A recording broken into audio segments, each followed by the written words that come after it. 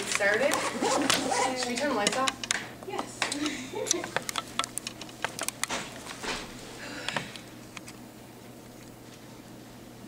Okay. So I chose to write about the war that was going on at home, which was pretty much the anti-war movement. And that arose out of the shadows of the civil rights movement in the 1960s. So, let's begin. During the Vietnam War, when the anti-war movement started due to the thought of unnecessary involvement of the United States military in the Vietnam recolonization in 1964, this movement grew larger and larger with every event taking place. Every time the presidents would send more troops over, they would have more protests. And mainly this movement grew through media and music, underground newspapers. But a lot of the protesters were young students, but they were not only young students. You could find housewives, doctors, teachers, pretty much all walks of life at these protests, and a lot of them did take place on college campuses.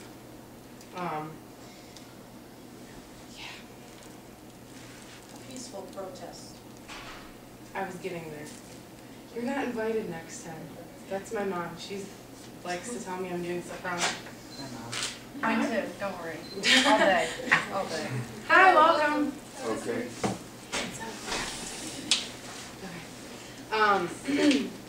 When Johnson began his massive bombing campaign against North Vietnam in 1965, the anti-war movement actually found its roots and dug in. Words like counterculture, establishment, nonviolence, pacification, draft dodger. Hi, welcome. Give him one thing. Okay. Draft dodger, free love, Kent State, and Woodstock were added to the American vocabulary. It was the beginning of the hippie generation, the sexual revolution, and the drug culture. This country's youth, the ones dying in the line of fire, began demanding answers to America's high-profile presence in Vietnam. They wanted to know why peace talks were organized and continually failed. They wanted to know what they were fighting for. Extensive media coverage brought the violent and bloody guerrilla war home each night to every American living room. People realized that the glowing reviews of the war effort their government had been releasing were sanitized and far from the truth. Even congressional senators began questioning Vietnam policies. Though the bombings continued, more and more Americans' young GIs came home in body bags. The reality of this death toll was that some of these men had no desire to fight another country's war. They were forced to lose their lives for other people's freedom due to the draft. Although during this era young people lived by peace, free love, and rock and roll, most of these protests were supposed to be peaceful demonstrations and peaceful sit-ins, teach-ins. They were called many things, as people from that era would remember. And oftentimes they turned out violent because of the police and the government stopping them. And yes, I'm not saying the students were all innocent, but a lot of the times they would end up in the hospital due to the belly clubs and the nightsticks and yeah. Because the police hated hippies. Yeah. Well, they weren't all hippies though. There was teachers there too. There was doctors, dentists, housewives, kids, parents, grandparents. And here's some pictures just to show. That's actually a famous picture. They were sticking flowers in the ends of the rifles.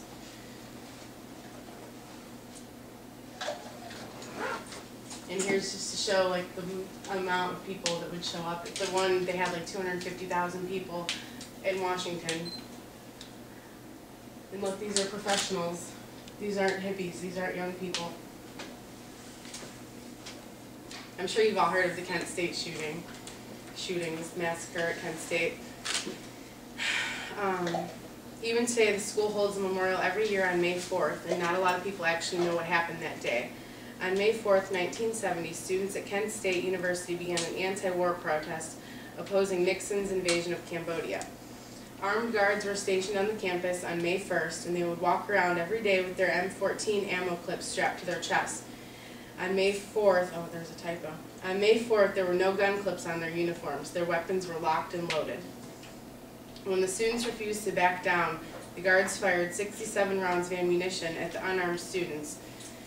And I know the students were acting violent as well, throwing rocks and books at the guards, but in my opinion, an M14 is not something you bring to a campus loaded. I mean, they could have had shotguns or, you know, those are pretty big, that's pretty big ammo. And it was intimidating when they would intimidate the students by wearing it on their uniforms, so they would see how big the bullets actually were. And students said that that day there was no clips on their uniforms, so they knew their guns were loaded. 4 students died that day. 2 of them were not even part of the protest, they were just walking to class. 9 students were injured and 1 of them suffered permanent paralysis. It is still unclear why the troops fired their weapons that day. There are still ongoing investigations, but that was not my point of writing of this event. I do not want to argue why it happened. I would like for us to acknowledge the incident so we may never forget, so it will never happen again. And these are the students who lost their lives that day.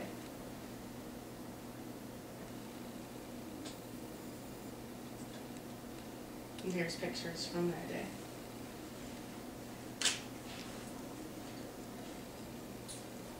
And then that brings us to the draft card burning.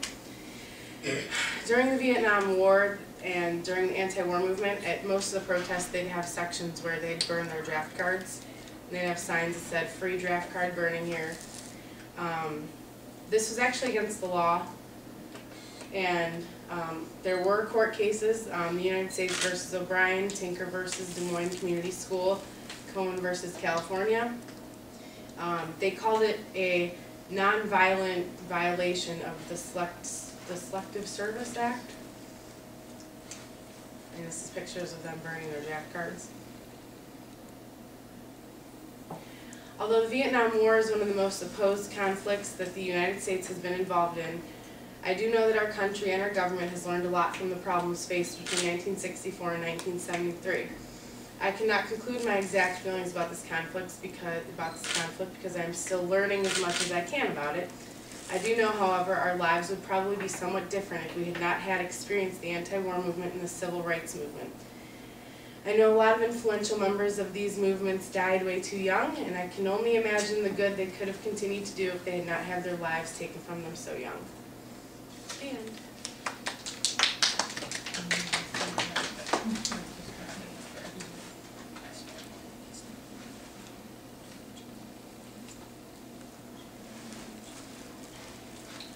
Prest, are you ready? Yeah. Are you all wanting a reading of the full piece, or You can read excerpts. Excerpts is good. would you mind from a seated position? No, you can say be comfortable. It's easier for me here.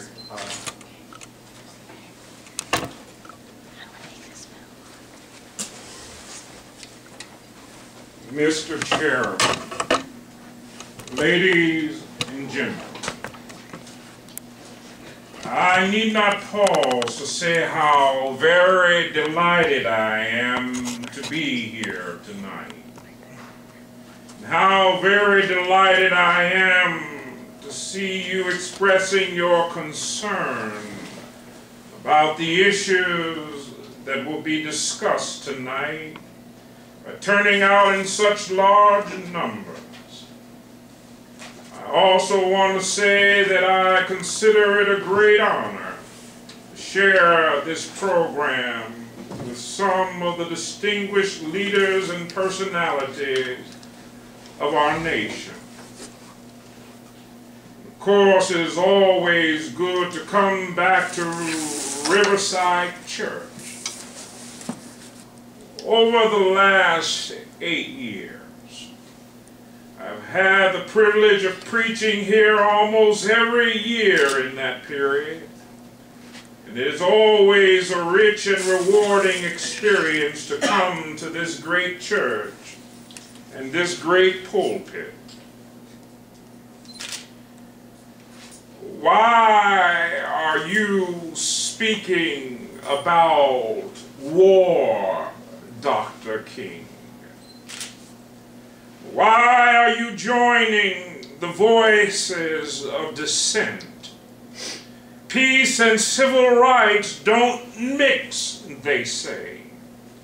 Aren't you hurting the cause of people, they ask? When I hear them, though I often understand the source of their concern, I am nevertheless greatly saddened.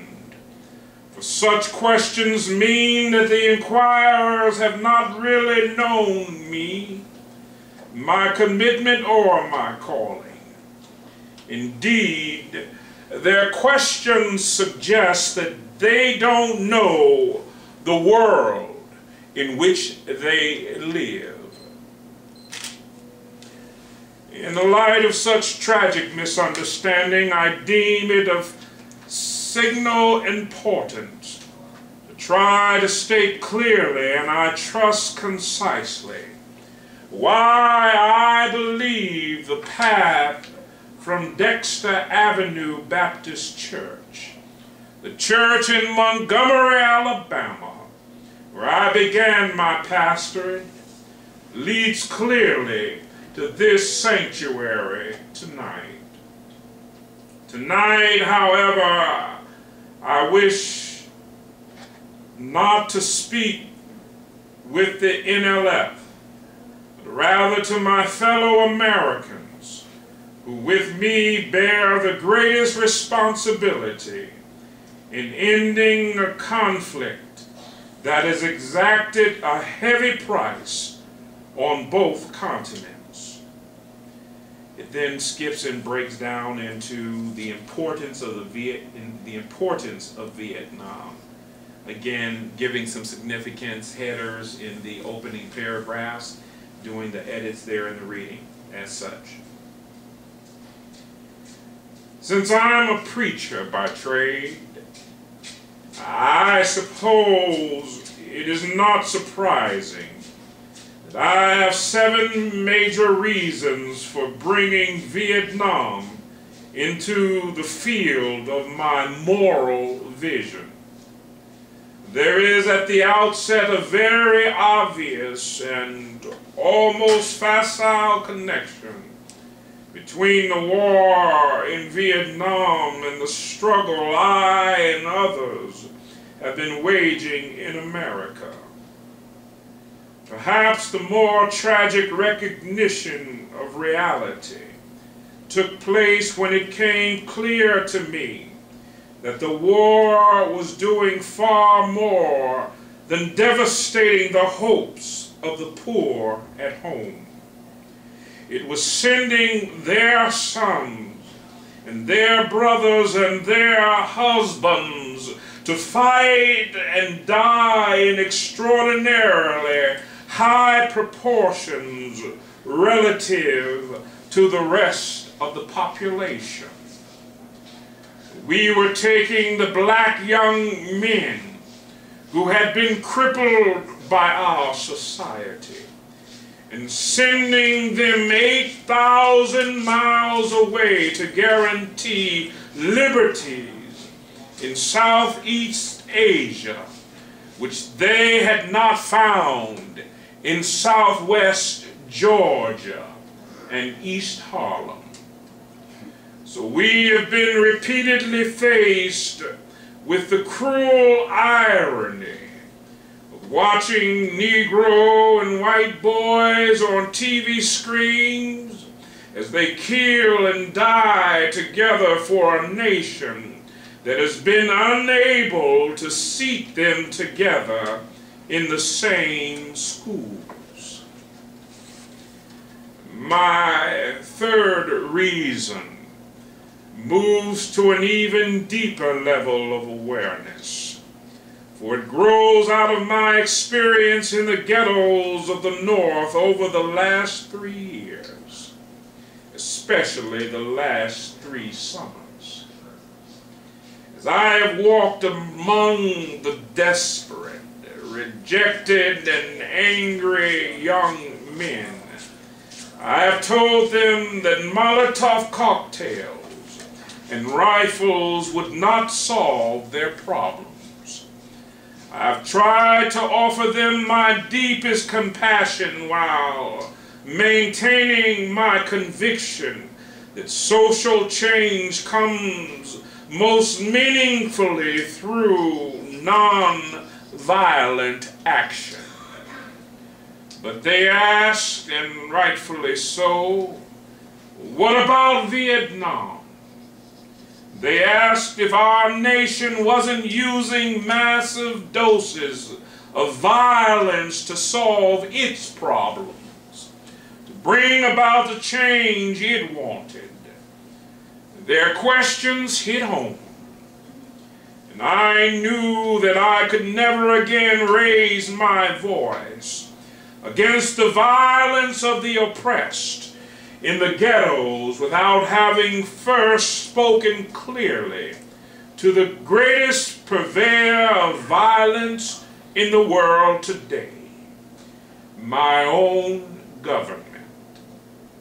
For the sake of those boys, for the sake of this government, for the sake of hundreds of thousands trembling under our violence, I cannot be silent.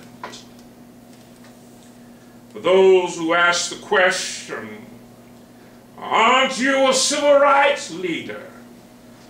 And thereby mean to exclude me from the movement for peace, I have this further answer. In 1957, when a group of us formed the Southern Christian Leadership Conference, we chose as our motto to save the soul of America.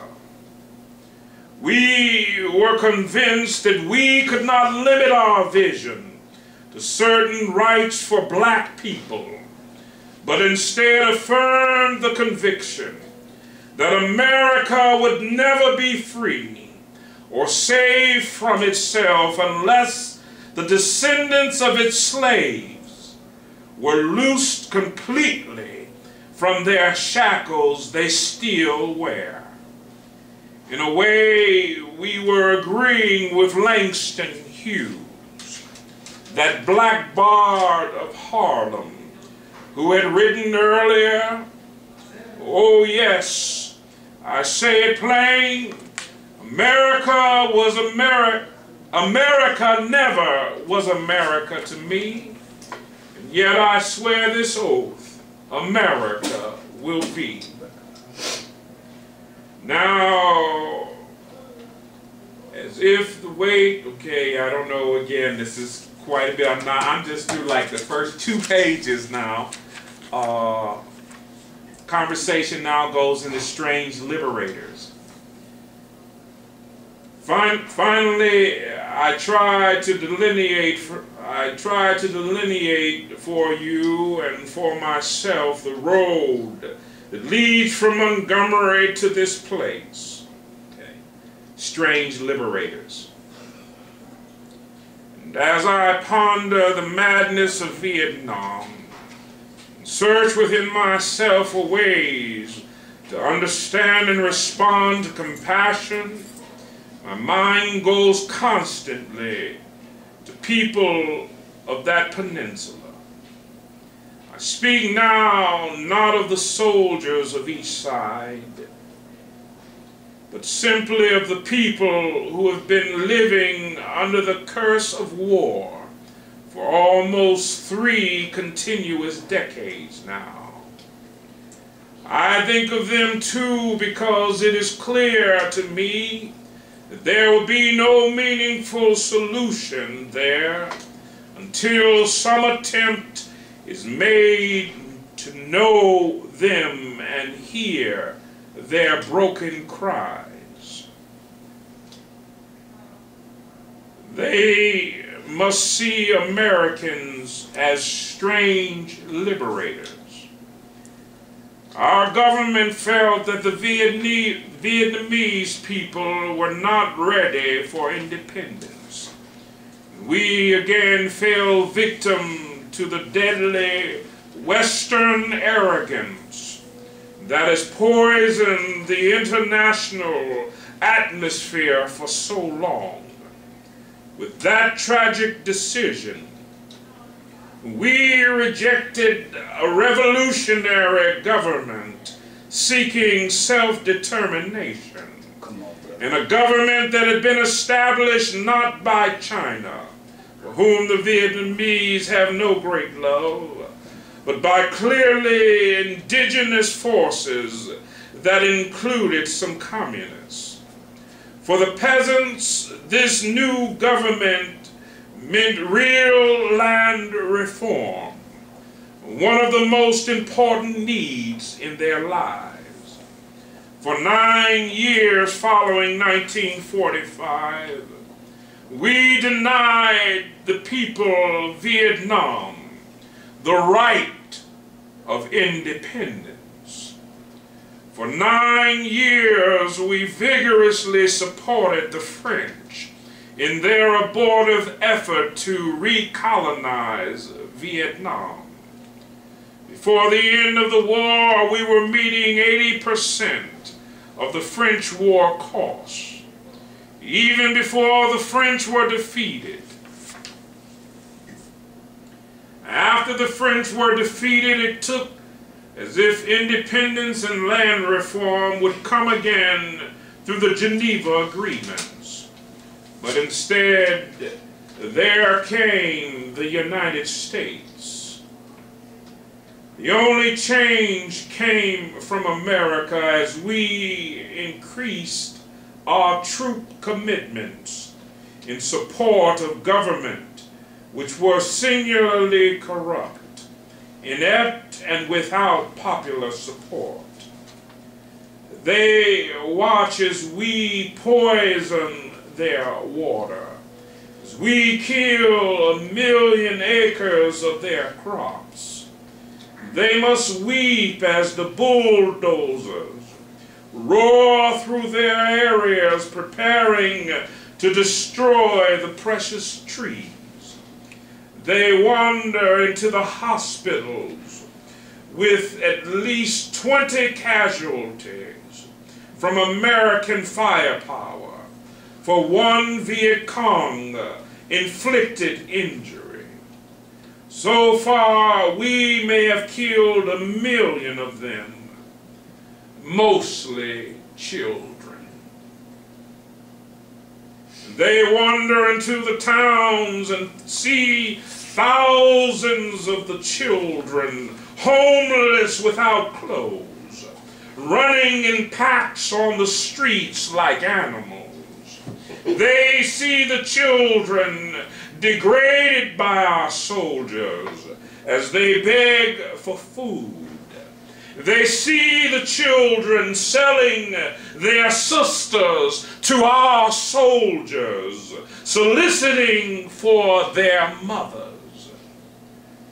What do the peasants think as we ally ourselves with the landlords as we refuse to put any action into our many words concerning land reform? Now there is little left to build on, save bitterness. Soon only solid physical foundations remaining will be found at our military bases and in the concrete of the conservation camp we call fortified hamlets. Perhaps the more difficult but no less necessary task is to speak for those who have been designated as our enemies. How do they judge us when our officials know that their membership is less than 25% communist and yet insist on giving them the blanket name? What must they be thinking when they know that we are aware of their control of major sections of Vietnam, and yet we appear ready to allow national elections in which this highly organized political parallel government will have no part? Thank you. All right. Thank you. that's about halfway, so. A very, Exact perfect part for our Vietnam. all right, thank you so much. Again, appreciate you, thank you. Definitely plan to. Thank you.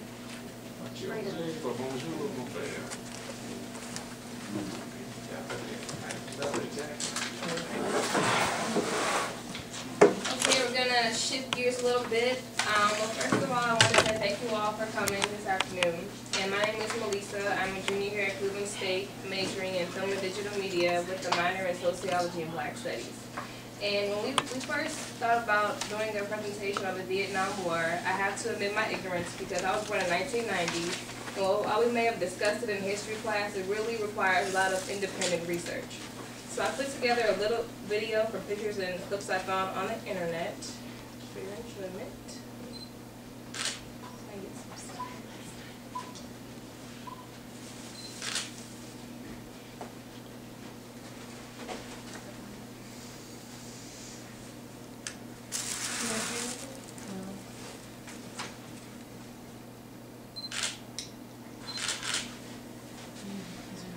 Did you plug the sound cord in as well? No, I'll do that right now. Okay, sorry, Audio. let's stop that.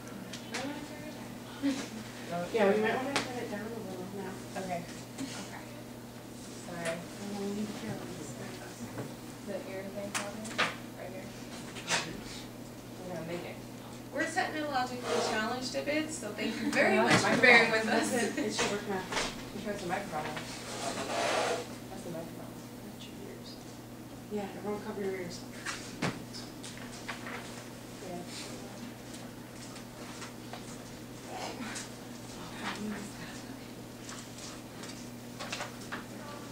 Maybe that might be better. I have to like open it up over on yours. There we go. I don't know. I know. So, Okay, what okay. did you guys share? Because I know everyone else in the room. Was Dr. Sideropoulos, do you guys know her or no? Yeah, I had a class with her, but he passed it out in modern African history class. Yes, I did. Oh, I thought everyone gave him back to me. Yeah, that's it. And you're in the class as well? Oh, okay. Yeah. You gotta turn it up. Thank you very much for coming. Well, thanks for giving us a sheet. We have more events coming up, and we promise, as more things go on, we get better. Okay, did you turn it up all the way? Yeah. And we have sound. Third time's a charm. Yeah.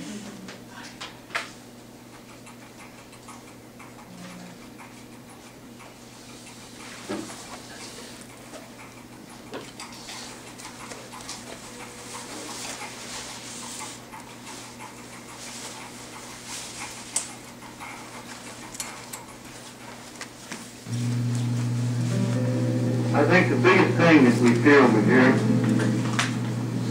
is that the people back home don't understand what we're really doing. I think it bothers us all. Don't let him be a forgotten man in Vietnam.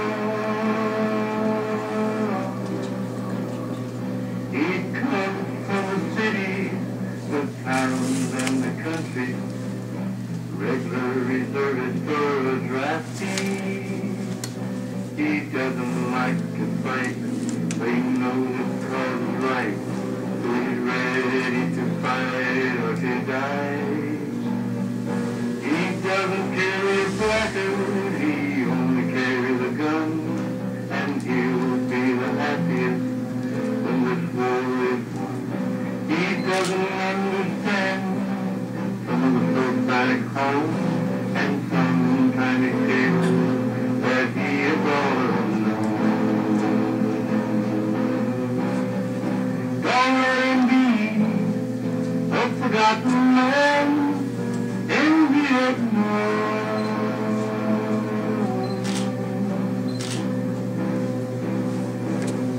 He fights so your children may grow up free.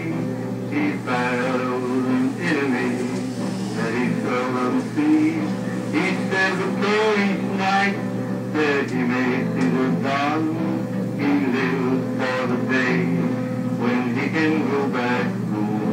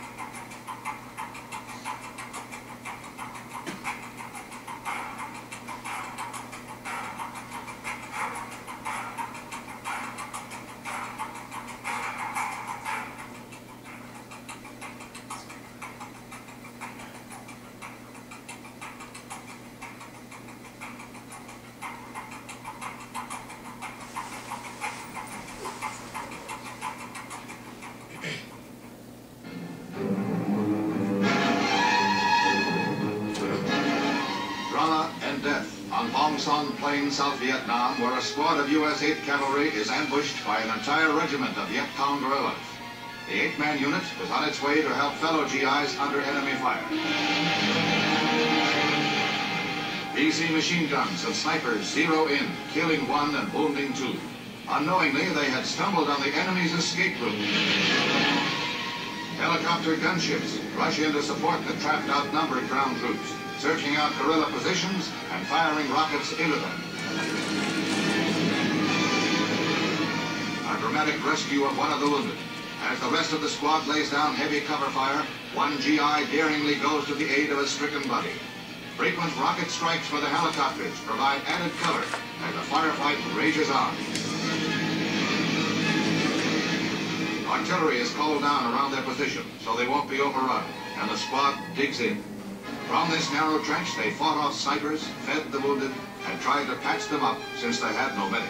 One man said, "We couldn't move, we couldn't smoke, we couldn't make any kind of noise. We were hiding like fugitives."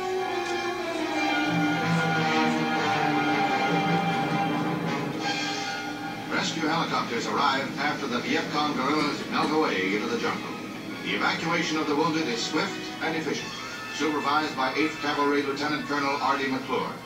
Said the squad sergeant to his rescuers, "You're like a cold beer on a hot summer's day."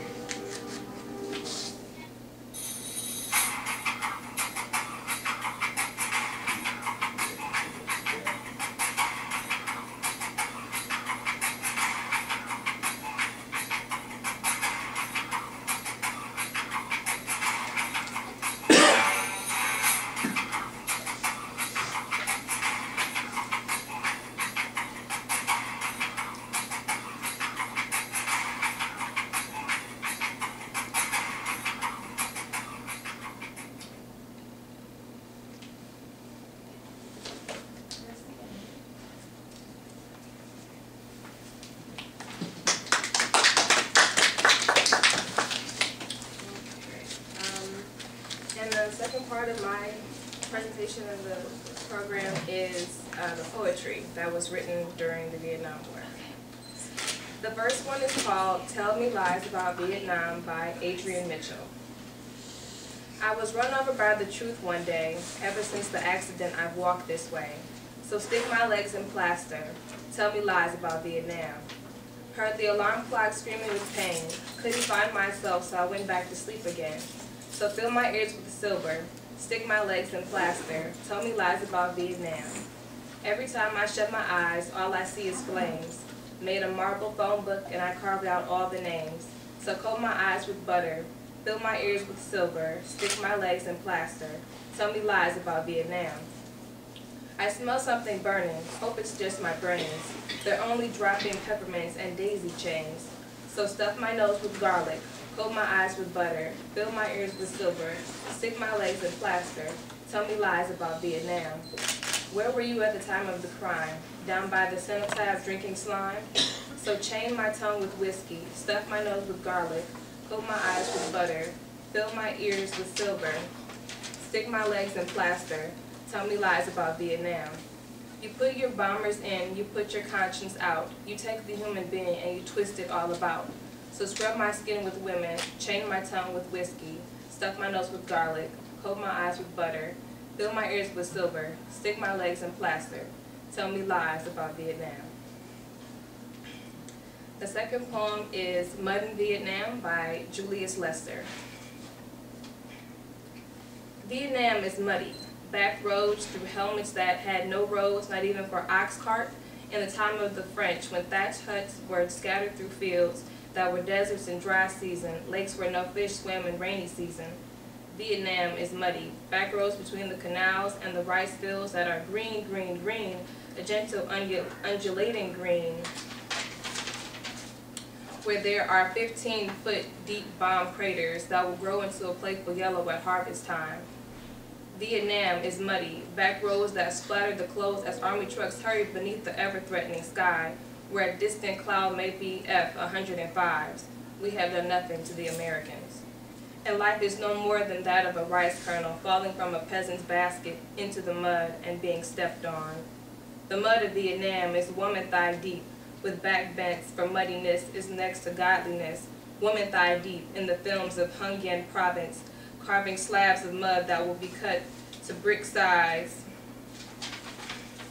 and baked in kilns, woman thigh high in water, feet deep in the mud, planting rice. With a quick turn of the wrist, green stalks are thrust into the mud, woman thigh high, midst the delicate rice hair tied loosely at the back of the head, falling below the hips and brushing the tops of the green rice stalks. Their womanness seems to grow from the mud of Vietnam, where they stand, woman thigh high, woman thigh deep. I would like to make love, woman thigh high, woman thigh deep, in the mud of Vietnam. The girl Quan Dai Den rolled above their knees, left the fields. Their wet legs glisten like the barrels of rifles on their backs. And that is it.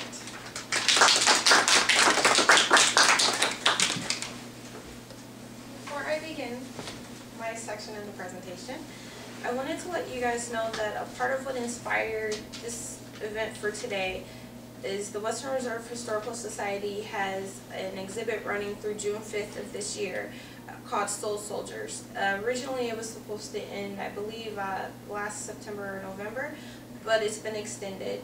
It's very interesting, much better organized than we are. There's videos, music, poems, even a comic book from the era.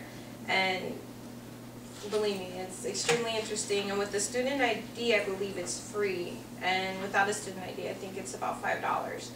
So that's the Western Reserve Historical Society over in University Circle. Now, the title of our event, the undertitle, had to do with whether or not Vietnam was an inhibitor or a facilitator of nation building. And in some odd way, all of this comes together quite well between the poetry, Martin Luther King's speech, the anti-war movement. It's tied together by the fact that there were so many questions at the time. The United States was in a sense of undulation where the entire country was up in arms. And Vietnam not only exasperated, but sort of increased the tensions that were going on, whether or not we belonged there, what was going on at home. Could the resources have been used better? And the same was going on in Vietnam because we're bombing them on a daily basis. And are we actually helping them, or are we hurting their chances of building a nation? In order to become involved in the war, we actually denied a couple of opportunities for them to reunify. In 1956, we said no, because we didn't want communism coming in. We felt that there would be a domino effect. But in making that decision, we made decisions domestically that otherwise may have gone in a different direction. For example, we spent $1.65 billion in Vietnam between 1955 and 1961. That's 6 years. And over $1 billion that could have been put into programs for work, for schools, for our children. And social programs that could have helped. Another problem with the war in general was how we treated the troops. First they were a secret, and then when they started coming home, they left a series of, maybe depending on which level you were at, you either left a country that respected you or just didn't really care so much for you. But you came home to a level of hostility and disrespect that you hadn't felt before. Because at first they feel sorry for you, but after a few years and certain things coming to light about what was going on in Vietnam, there's a level of hostility directed towards the soldiers as well as their fault, particularly the soldiers that came home with mental issues and who weren't able to psychologically adjust to being at home and away from the warfare that they experienced for decades. So there was a shift in the country at that time, not only against the soldiers, but against the United States, because the Pentagon Papers came to light, Agent Orange came to light, and we began to question our government in ways that we hadn't questioned them before. We began to question whether or not they were doing things in our best interests, which wasn't a question that we had held before. So the Vietnam War represents a moment in time when it appeared that the U.S. itself was breaking apart, making it an inhibitor to nation building, at least back then. Further complicating matters were the sheer numbers of poor and minority soldiers who went to fight in another country, and they were told it was for their rights and privileges, but they weren't experiencing the same rights and privileges at home. And when you come home and you're already experiencing psychological issues and you can't find a job and you're homeless and now it's your fault, and now you're told that you weren't fighting for another country's rights and privileges, that's another layer of psychological warfare against you at home. Because no longer are you a hero, and no longer can you say that what you've done was for a right cause, because now your country's backtracking. And we backtracked a lot lately, but back then this wasn't something that was expected. This is the era when we actually believed what our president said. This is an era when we actually believed in our news anchors. And this is an era where if you fought in a war, you were expected to be a hero just for having gone, and then you come home and your world has been turned upside down. What is particularly interesting about Vietnam in this light is the fact that there are many scholars who start reimagining Vietnam in this moment to compare it with Afghanistan and Iraq and with our missions there. And what similarities can we find? Are we repeating past history? In essence, we were already repeating past history with Vietnam because we had already spent decades in the Philippines. And after the Filipino War, we said, well, maybe we're pretty good at this nation building, but we didn't build a nation in Vietnam.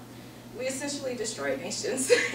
And currently in Afghanistan and Iraq, we're facing the same issues of if what we're doing is the right thing to do. If the money that we're spending couldn't be spent in a better place, what do we do with our soldiers as they come home? Are we giving them enough respect, or are we giving them enough criticism? We're up in the air in a similar way to the way that we were during Vietnam, only without the anti-war protesters, the big mass movements. And so we're in an interesting moment of flux where we can look at the Vietnam War and find certain information that may be able to help us understand the moments that we're in now. But there's a great deal that we still don't understand and that we still haven't really examined and that we're unable to really set ourselves apart from. There was something else about the Vietnam War that interested me. So I wanted to take a couple of moments to talk about. In Vietnam today, there's something called a Vietnamese heroic mother. And they've existed since about 1995. And this is in recognition of women who lost their children to the war. There's 46,398 women with the title. And these women all had to be on the communist side of the war. They don't recognize anyone who was on the pro-democratic side. But in Vietnam, they also refer to it as the American War. In their mindset, this war really had nothing to do with them so much as it had to do with the United States, which is a very interesting way of looking at it, because here we tell ourselves that we were fighting for them, and they tell themselves that we were fighting them. You understand? There's the shift there. Another thing that I found interesting that I hadn't known were the casualties of the war in the neighboring countries. For example, in Laos, they were bombed over 2 million times. But we were fighting a Vietnam War, and this is in Laos. They're still finding undischarged bombs. The ones that have discharged, they're using for flower pots and boats. So the effects of the war haven't left them any more than they've left us. Physically and mentally, they're still there. Here, we're just fighting it mentally. And currently, we're spending $3 million a year in trying to clear up these bombs, which we spent $2 million in yesterday's money, $17 million in today's money, per day, dropping them. And that is all I have to say about the war. Kenneth will be coming up.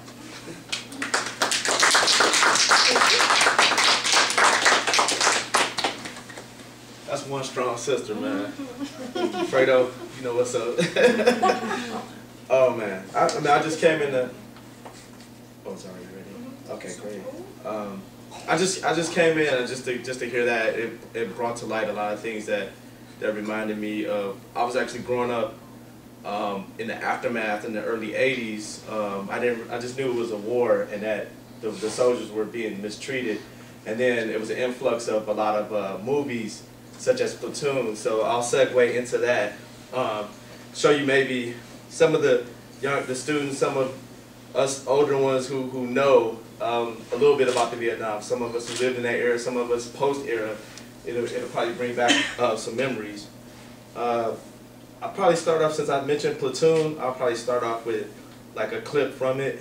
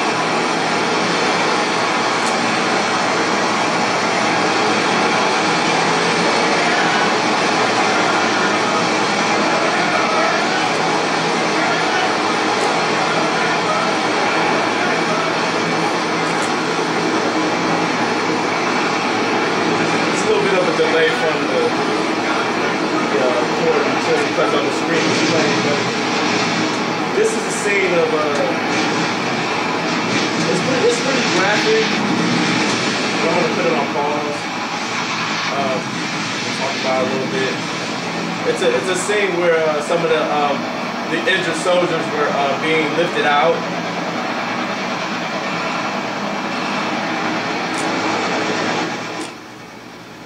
And it's a little bit of delay. Maybe it's just with that particular one, but I'll talk a little bit about it for people who don't know that movie.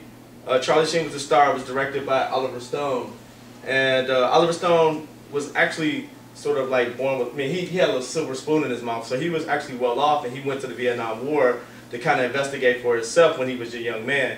So the story is actually loosely based, it's like semi-autobiographical about his life and his experience in the Vietnam War. But that scene was just a scene where it was some casualties and they were lifting them out, but it was like a little bit of a delay. It was pretty graphic. Some of the men were charred and burned, and like they were moving them out through the helicopter. Let's see. There's a song by one of my favorite artists that was actually, I think it was sort of to, I guess Jimi Hendrix was trying to, it was a form of civil disobedience, kind of a protest. Was it Creedence Clearwater Revival actually did one called Fortunate Son that kind of was kind of on the same lines, but before Jimmy passed away, he did a song called Machine Gun, and in the beginning, you can, if it works, in the beginning, he kind of pays a little respect to it. See if we can get this going.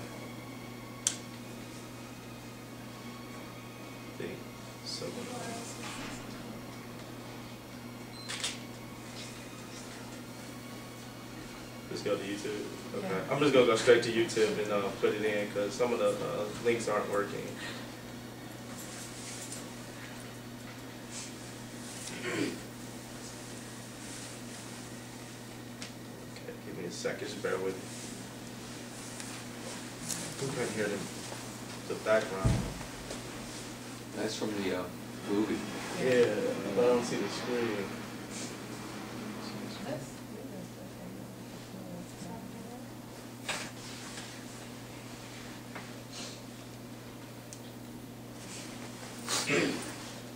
Yes, thank you for your patience. We promise we learn from each experience. have many more experiences this semester, so please bear with us.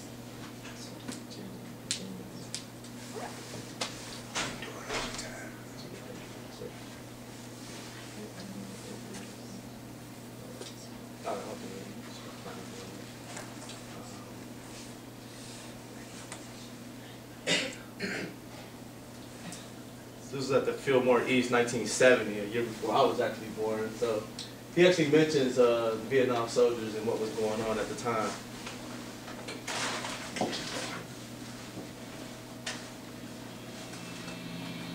I won't play the whole thing. I'll play it though. Happy New Year, first of all. Hope we have about 1 million or 2 million more if we can get over the summer.